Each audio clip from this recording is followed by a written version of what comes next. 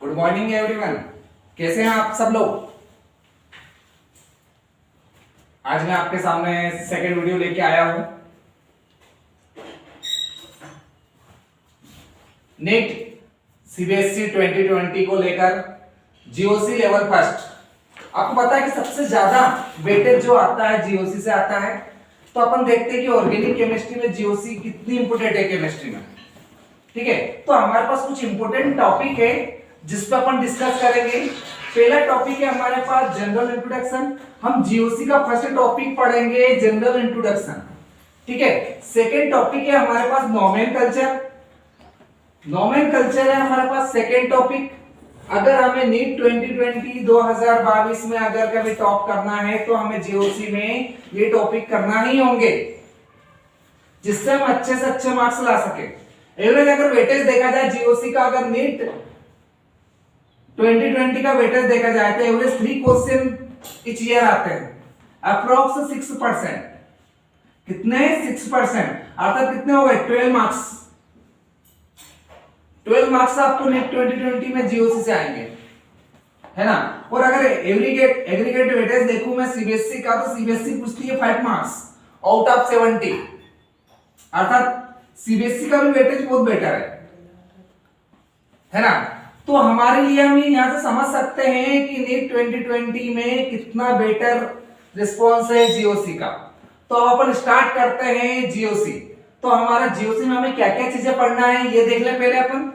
पहला हमारे पास तो टॉपिक है, इंपोर्टेंट है, कुछ टॉपिक लिख के रखे मैंने यहाँ पे। देखो कौन कौन से टॉपिक है हमारे पास। General introduction. जनरल इंट्रोडक्शन देखेंगे अपन जीओसी का कि जनरल इंट्रोडक्शन होता क्या है ना। सेकंड देखेंगे अपन नोमेनकल्चर। नोमेनकल्चर कैसे करते हैं, आईपीएससी नोमेनकल्चर क्या होता है, इसके बारे में अपन चर्चा करेंगे। थर्ड है हमारे पास आइसोमेरिज्म।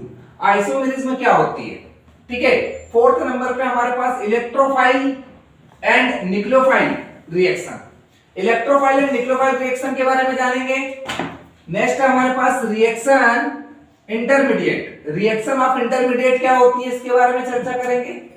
6 नंबर का टॉपिक है आपके पास इलेक्ट्रॉनिक इफेक्ट। Electronic effect. अब सब लोग मुझे चेक करके बताओ कि इसमें से कौन से टॉपिक आपको सबसे बेस्ट लगते हैं। सबसे बेस्ट टॉपिक कौन सा आपको। देखो अगर कोई मेरे से पूछा जाए, कोई अगर मेरे से पूछे कि भैया तुम्हारी गर्लफ्रेंड कौन सी है, तो मैं गर्लफ्रेंड बताऊंगा आपको नोमेनकल्चर। ठीक है, अगर कोई मेरे से पूछे कि आपकी गर्लफ्रेंड कौन सी है, तो मैं बताऊंगा मेरी गर्लफ्रेंड है नोमेनकल्चर, मुझे सबसे बेस्ट लगती है नोमेनकल्चर। ठीक है, सेकंड पोजीशन पे अगर कोई मेरे से पूछे तो मैं बोलूंगा आइसोमेरिज्म, है ना। और अगर थर्ड पोजीशन पे अगर कोई पूछे तो मैं पूछूंगा इलेक्ट्रॉनिक इफेक्ट, है ना। अर्थात हमारे लिए ये तीनों ही टॉपिक बहुत बेस्ट है। तीनों ही टॉपिक बहुत बेस्ट है। तो हमें इन तीनों टॉपिक पे सबसे ज्यादा तैयारी करना। वैसे जनरली देखा जाए तो हमें 6 के 6 टॉपिक पे तैयारी करना है, बट अगर मेरे से कोई पूछेगा तो मैंने आपको बता दिया कि मेरा सबसे फेवरेट टॉपिक कौन सा है, नोमेनकल्चर, जो मेरी गर्लफ्रेंड है। ठीक है, सेकंड टॉपिक है मेरे पास आइसोमेरिज्म, और नेक्स्ट टॉपिक मेरा है इलेक्ट्रॉनिक इफेक्ट। अपन इन सबके बारे में चर्चा करेंगे, है ना। तो अपन देखेंगे कि जनरल इंट्रोडक्शन पहले अपन पढ़ेंगे, सेकंड पढ़ेंगे अपन नोमेनकल्चर, थर्ड पढ़ेंगे अपन आइसोमेरिज्म, और फोर्थ नंबर पे चर्चा करेंगे अपन इलेक्ट्रोफाइल एंड न्यूक्लियोफाइल रिएक्शन के बारे में, और फिफ्थ नंबर पर चर्चा करेंगे अपन रिएक्शन ऑफ इंटरमीडिएट, और 6 नंबर पर चर्चा करेंगे इलेक्ट्रॉनिक इफेक्ट। अगर हमें वेटेज देखना है तो वेटेज के हिसाब से पढ़ेंगे। अगर हम नीट 2020 में, तो हम बहुत बेटर कर सकते हैं। अभी भी नीट 2020 निकालना हमारे लिए कोई बड़ी बात नहीं है, अभी भी हम उसको क्लियर कर सकते हैं। तो इसलिए हमारा पहला टॉपिक अपन देखेंगे जीओसी का L1, है ना।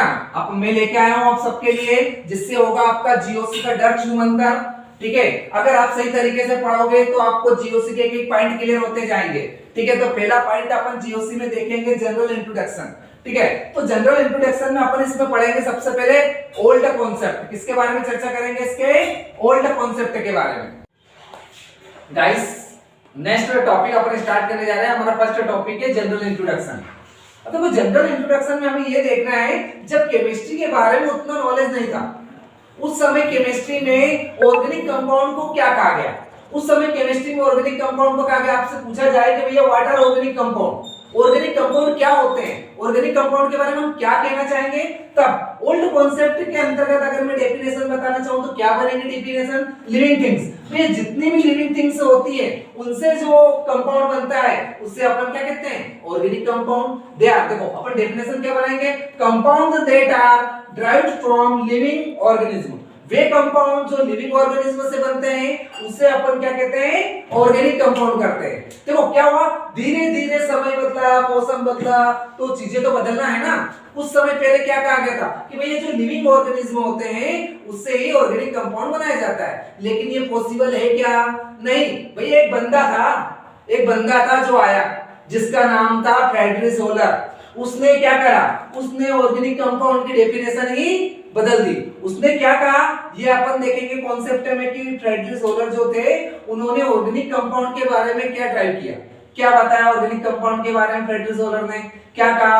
अभी देखो ओल्ड डेफिनेशन तो हमें ये कहती है कि compound that are derived from living organism, भैया कंपाउंड सिर्फ ओनली ऑन लिविंग ऑर्गेनिज्म से ही फाउंड हो सकते हैं ऑर्गेनिक कंपाउंड, इसके अलावा अदर फाउंड नहीं हो सकते हैं। अर्थात न तो हम लेबोरेटरी में प्रिपेयर कर सकते हैं, नहीं हम कहीं बना सकते हैं। इसके बारे में हमें किसने बताया था, ऑर्गेनिक कंपाउंड की ओल्ड डेफिनेशन है। अब न्यू डेफिनेशन क्या है, मॉडर्न डेफिनेशन, उसको देखेंगे अपन।